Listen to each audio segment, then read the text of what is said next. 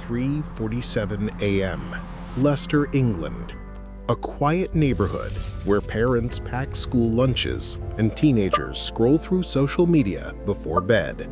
But tonight is different. Inside house number 47, a 16-year-old boy sits frozen at his desk. Around him, multiple monitors glow with classified FBI files, personal emails from the CIA director, and even social security numbers of top U.S. security officials. He's not a spy, not a foreign agent, not part of a cybercrime syndicate. He's just a kid, a teenager. And in less than a minute, his front door will be kicked in by counter-terrorism police. His name is Cain Gamble. And here's the most shocking part. He didn't use malware. He didn't write a single line of code. His only weapon? A phone call. This is the story of how a bored, invisible teenager managed to breach the most powerful intelligence agencies in the world, not through technology, but through the one thing no firewall can stop: human trust. Before the world knew him as Kraken, one of the boldest hackers in the underground digital scene, Cain Gamble was just another quiet kid from Leicester. He was intelligent, withdrawn, often labeled odd by classmates. At school, he wasn't a star athlete or a popular kid. He was invisible. But online, everything changed. Behind a screen, Cain found something he never had in real life: recognition. In hacker forums and encrypted chat rooms, he wasn't the quiet boy in the back of class. He was Kraken, fearless, brilliant, and respected. Alongside a loose collective called Crackers with Attitude, they started small: celebrity social accounts, online stores, gaming profiles. But for Cain, that wasn't enough. He wanted the impossible. At the top of his list, the CIA, the FBI, the NSA, institutions hailed as the last line of global security. To most, they were impenetrable fortresses. To Cain, they were an open invitation. The world assumes hackers use zero-day exploits, botnets, or advanced malware. Cain used none of that. His weapon was social engineering, the art of manipulating people into giving up the very systems they're trained to protect. And his first target wasn't Langley or the Hoover Building. It was Verizon, one of America's largest telecom companies. Cain understood something critical.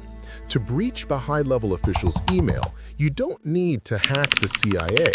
You just need to control their personal phone number, and two-factor authentication becomes useless.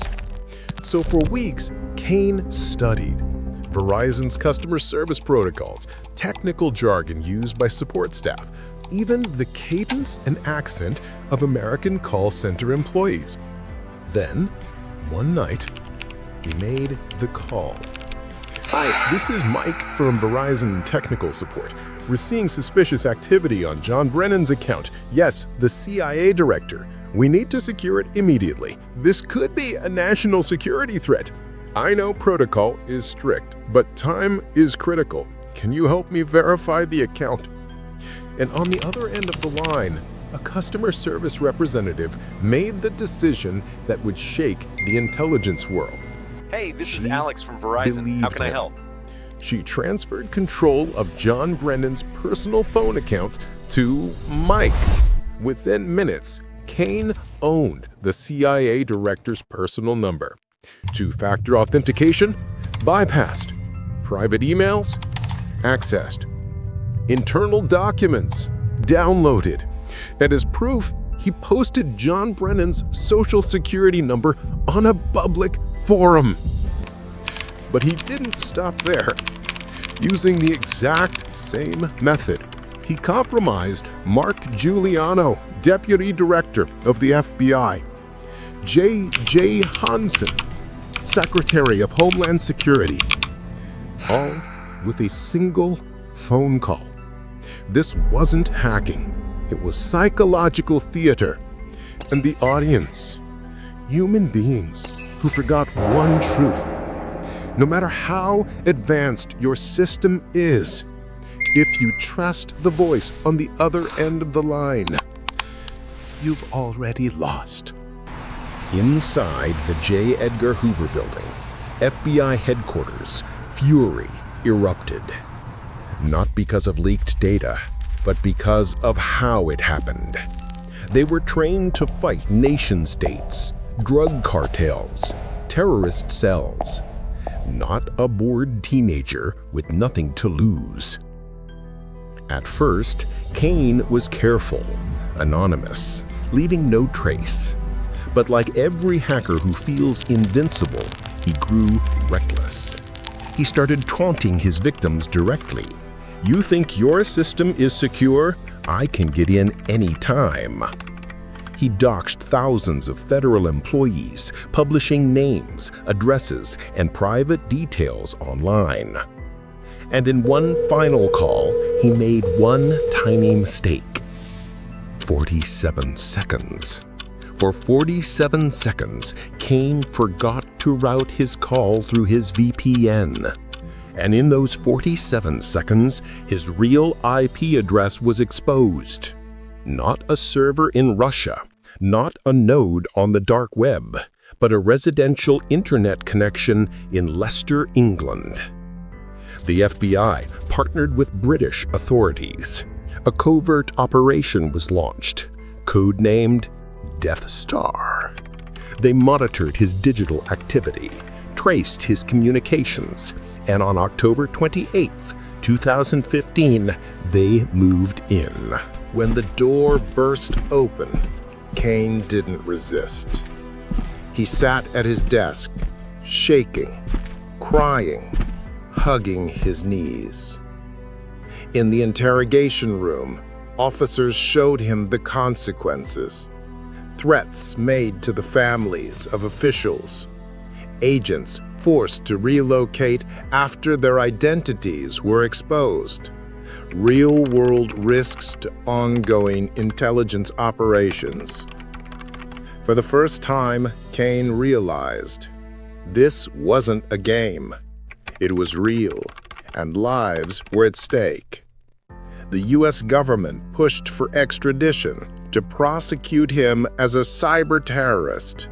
But because he was only 16, the UK refused. In April 2018, the court delivered its sentence: 12 months in a youth rehabilitation center, plus a ban on unsupervised internet use until age 18. Not prison, but a deeper punishment. He lost the one world that ever gave him power, the digital realm. Kane Gamble, the cracker who shook the CIA, was once again invisible. But this time, with no computer, no forums, no followers. He learned the hardest lesson of all. Fame isn't power. Fame is a prison, and notoriety is a curse. After Kane's arrest, the CIA and FBI overhauled their security protocols. They mandated hardware-based two-factor authentication, mandatory social engineering training for staff, mandatory strict separation between personal and official accounts. To this day, the Crackers with an Attitude case is required study at the FBI Academy. John Brennan himself admitted, "We were complacent. We weren't prepared for someone with nothing to lose and everything to prove." But here's what's truly terrifying. The technique Kane used still works, better than ever. In 2015, he spent weeks perfecting an American accent. Today, upload a 30-second voice clip to AI, And in seconds, you can generate a deepfake voice indistinguishable from the real person. AI can draft emails that sound like your CEO, mimic your bank manager's tone, call customer support with flawless regional accents without ever practicing. Cain needed talent and nerve. Today, all you need is $5 and a ChatGPT subscription. Social engineering is no longer an art.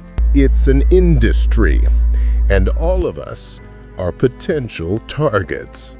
So the question is no longer, can a teenager hack the CIA? But if AI can mimic your voice, your face, even your writing style, who can you really trust? Cain Gamble may have vanished from the spotlight, but his method lives on long after him. Because in the end, you can't patch human nature. You can't update trust.